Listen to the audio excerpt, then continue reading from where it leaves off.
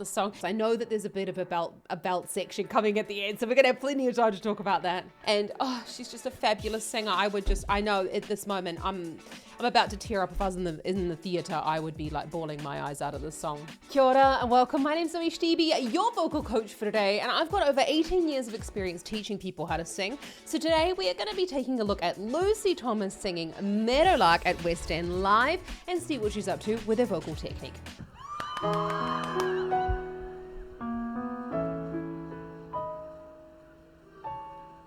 When I was a girl, I had a favorite story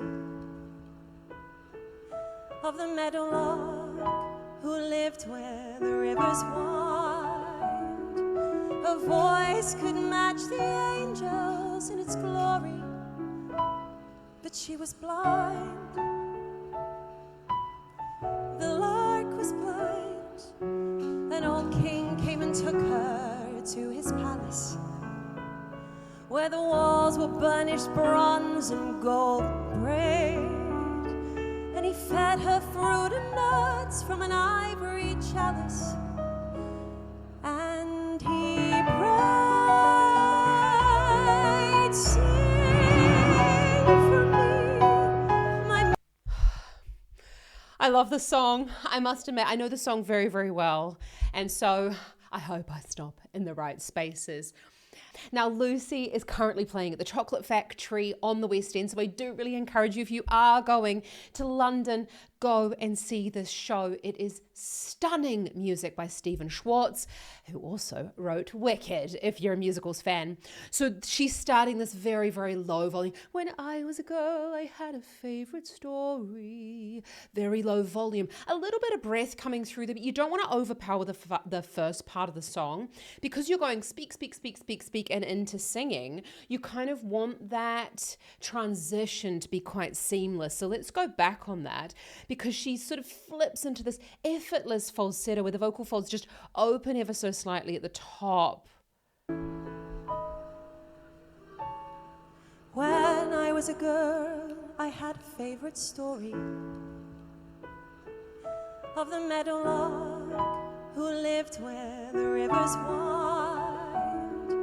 Her voice could match the angels in its glory, but she was blind. The lark was blind.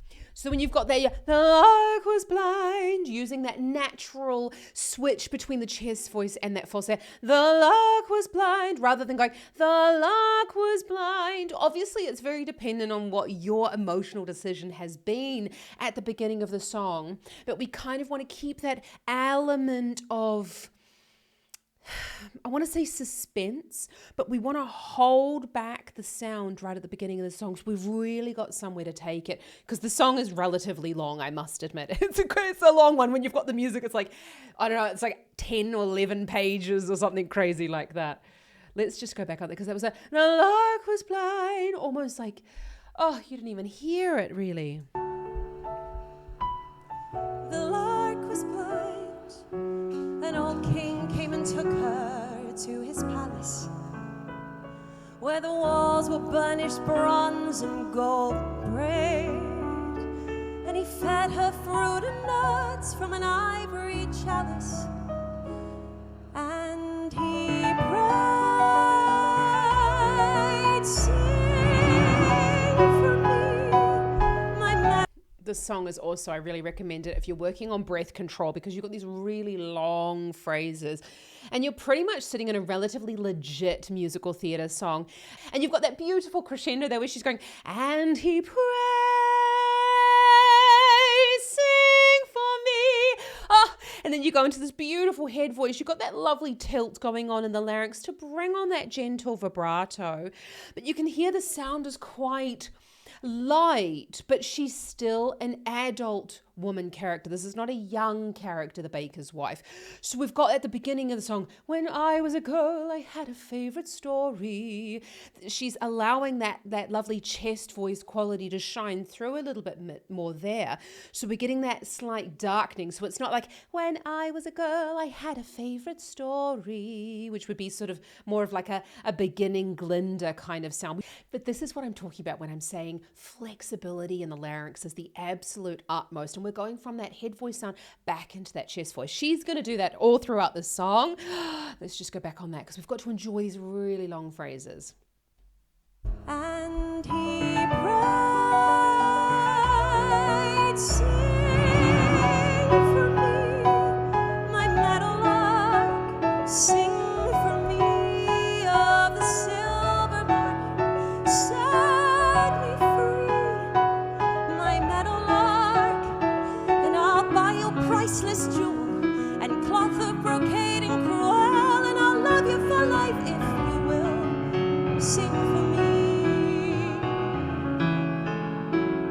And one day as the lark sang by the water, the god of the sun heard her in his flight, and her singing moved him so he came and brought her the gift of sight.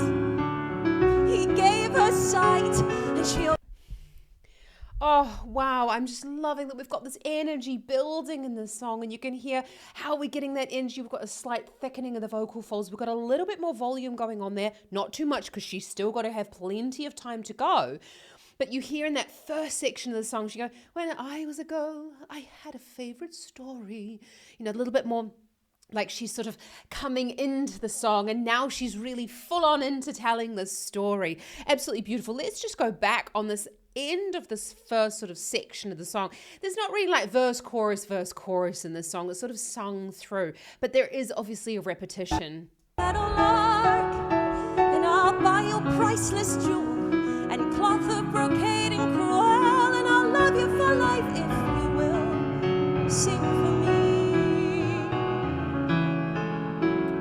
And I'll love you for life if you will sing for me. And so that's like lovely little pause there. It's actually all written into the music, which is what happens when you've got a really good composer like Stephen Schwartz. It almost falls off the tongue. It seems natural, but it's because it's just a well-written song, yeah? And I do know this because I have sung the song. Well, I used to sing this song a lot. Not so much anymore. And then when she went up to the, and cloth of brocade and crewel, and I'll love you for life if you will, you know, continuing on these sounds, but still flipping into a little bit of breath there because we still need to build the urgency for the other. I think the song's got about 4 parts, so we're trying to build the urgency as we're going through, and we can't blow a gasket right at the start of the song. Oh, this is beautiful. Sing for me. That lovely And one day as the lark sang by the water, the god of the sun heard her in his flight, and her singing moved him so he came and brought her the gift of sight. He gave her sight and she opened her eyes to the shimmer and the splendor of this beautiful young god, so proud and strong. And he called to the lark in a voice both rough and tender, come along, fly with me, my meadowlark, fly with me on the silver morning, past the sea where the dolphins bark, and we'll dance on the coral beaches, make a feast of the plums and peaches, just as far as your vision reaches.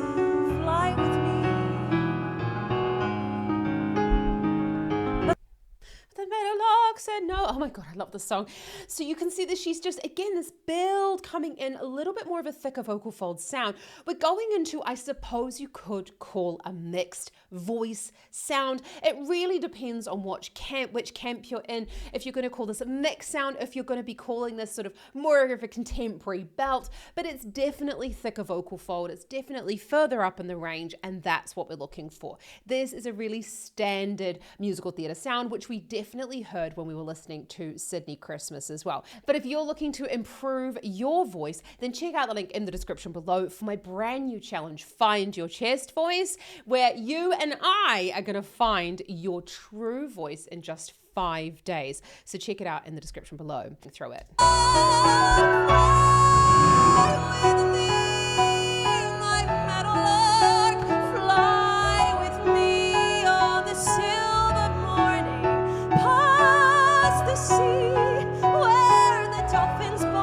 So she made that decision that you don't necessarily have to go past the sea or past the sea, you know, choosing to go into a little bit more of a head voice sound there rather than staying in that head voice dominant mix.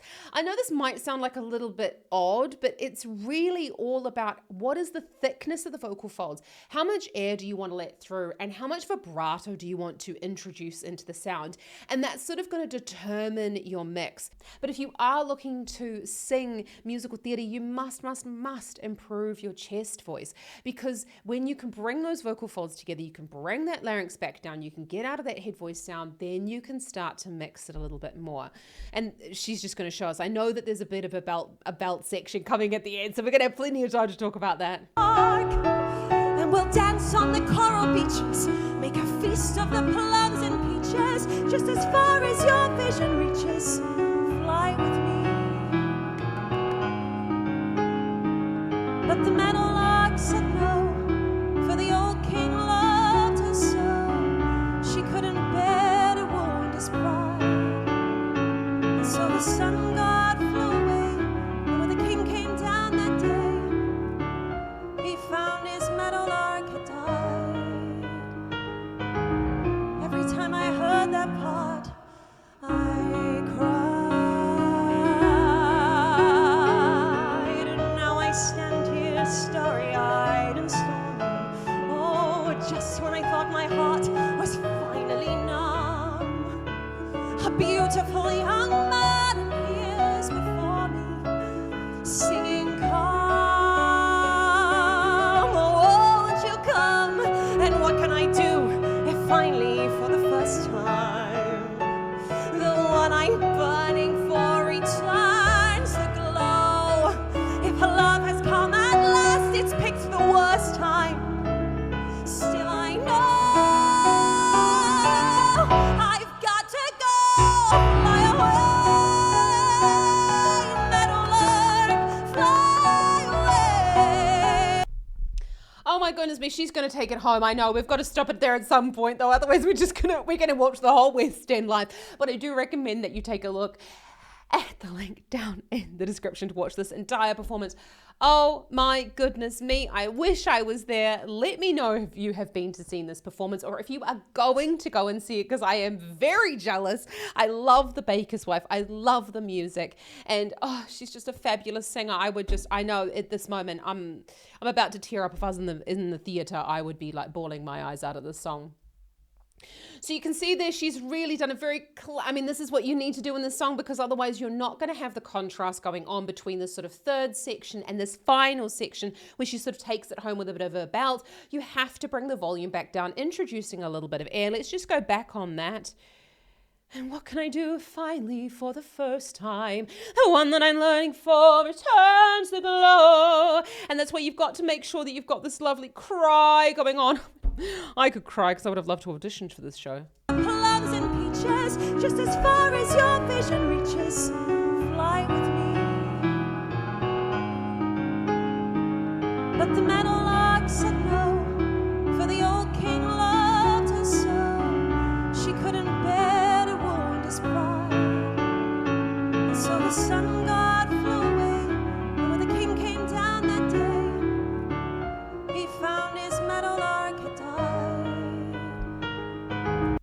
You can hear every single word that she's saying as well. So the meadowlark said no, for the old king loved her so. And in this section, she's using that articulation and order to kind of bring in that drama and a little bit of that sadness in the sound. And every time I heard that part, I cried. And she's going to bring the larynx down just a little bit to bring in that darkening through for that long phrase. He found his meadowlark had died. Every time I heard that part, I cried. And now I stand here starry-eyed and stormy. Oh, did you know? We just have to say that every time I heard that part. She did a breath. I cried, and now I stand here starry-eyed and stormy. Like, this breath control of this song is so impressive. Let's just watch that again so that you can appreciate. She didn't do a big low breath. She did a short, sharp, high breath. Every time I heard that part, I cried, and to carry it through, because we've got this mixed sort of sound. We're going from cried and thickening through this crescendo. It's not always about like breathing really, really low when it comes to musical theatre. It's about varying the breath according to what you want to do with your voice. Let's just watch that again. Now I stand here starry-eyed and stormy. Just when I thought my heart was finally numb, a beautiful young man appears before me, singing, come, oh, won't you come? And what can I do if finally for the first time the one I'm burning for returns the glow? If love has come at last, it's picked the worst time. Still I know I've got to go, fly away, meadowlark, fly away on this silver morning. If I stay, I'll grow to curse the dark. So it's off where the days won't bind me. I know I leave wounds behind me, but I won't let another find me back this way. Before Oh, don't kill me. I know she's going to go, oh, that's okay. So there, you can see there, but still I know I've got to go, fly away. She's doing more of an kind of sound. The tongue is very far forward. It's very tense in the mouth. We're just going to watch that section again so you can really look at the tongue position, because it's so important that we keep the tongue further forward in the mouth and we keep a relatively high amount of tension, especially when we're moving into this belting kind of section. You notice as well that almost the accent, it feels like it changes, but it really doesn't, because we still have these kind of sounds in English as well. But the meadowlark said no. She kind of went a little bit more British English in that way. And then she's kind of gone into these, sing for me, my meadowlark. I've forgotten the words. But then she's got this kind of sound with that belt there. We want more of a trumpet shape, especially when we're moving into these louder belted sounds. It still applies as well for a bit of the mixed voice, but if we are going and thickening up those vocal folds, much more of that trumpet shape is needed in order for us to acoustically perceive that sound as a belt kind of sound. Let's just watch that again, because this is so perfect, because we're really, really close to her mouth. Let's just watch it. if I stay, I'll grow to curse the dark. So it's off where the days won't bind me. I know I leave wounds behind me, but I won't let another find me back this way. Before my past once again can blind me. Fly away.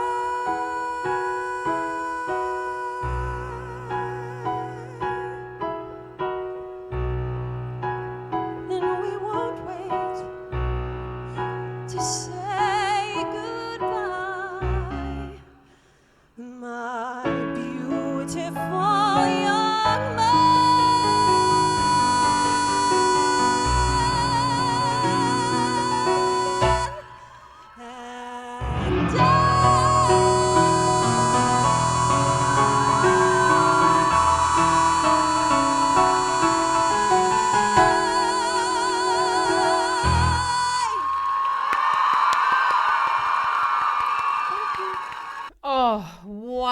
is she not just the most amazing singer?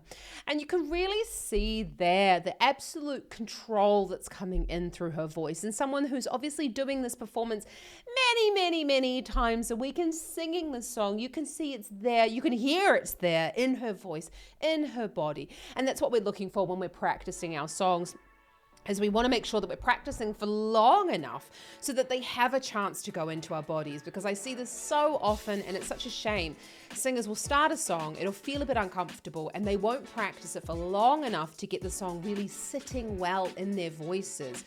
Wow, that was an absolutely fantastic performance. Thank you so much for joining me. And if you've enjoyed that, hit that subscribe button so that you can help me to grow this channel. Honestly, it really does help me to help more people like yourself with their vocal technique, as well as my free 5-day challenge, Find Your Chest Voice. It's available in the description below.